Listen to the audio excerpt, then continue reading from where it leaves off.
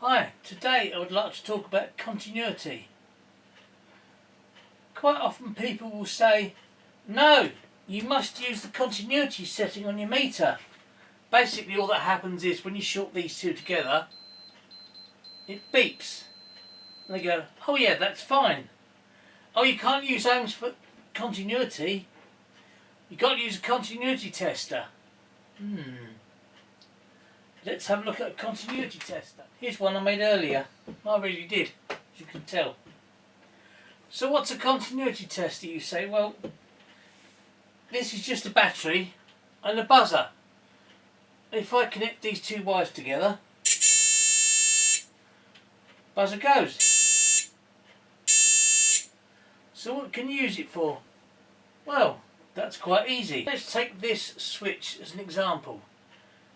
We want to know, does it work? Well, it's an ordinary switch. I'll just connect it and we'll see what happens. Here we are, the switch is now connected.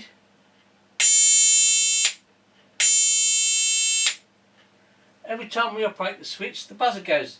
Therefore we know we have continuity on the switch. So in other words, the switch is fine. What else can you do with it though? Here we are, I have a fuse.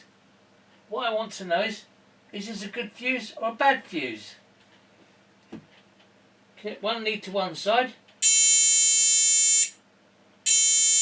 Great, it buzzes, so I know the fuse is okay.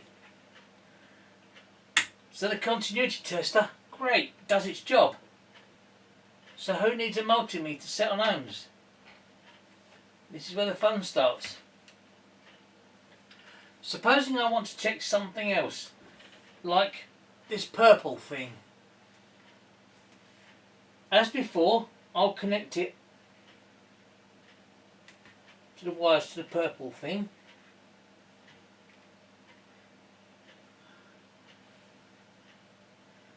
It doesn't work. Therefore the purple thing has failed. That's what a continuity tester will tell you. Unfortunately though, that's where the continuity tester gets it wrong.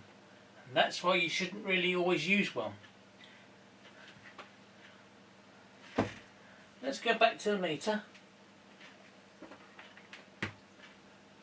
Here we are, you can see it's over limit. Now I'll connect the purple thing to the meter, bearing in mind it's still set for continuity.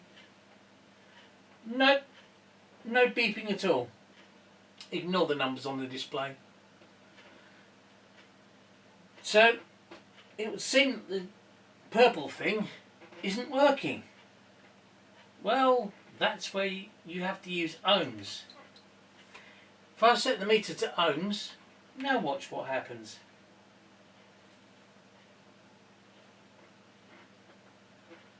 .2995 ohms.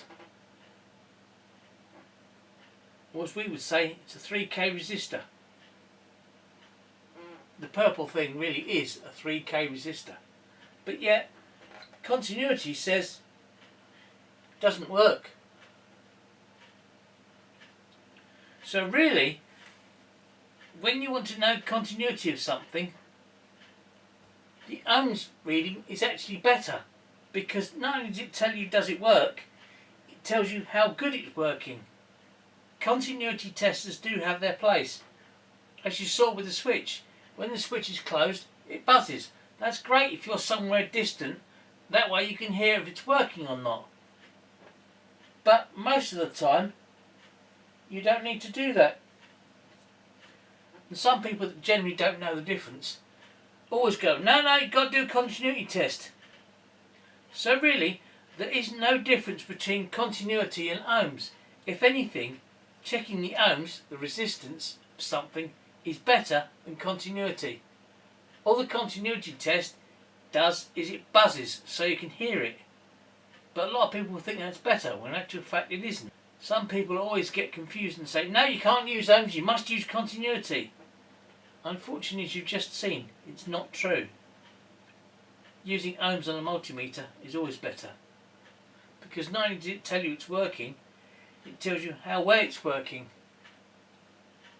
As always, thanks for watching. if you'd like to support the channel, please buy me a coffee, link down below.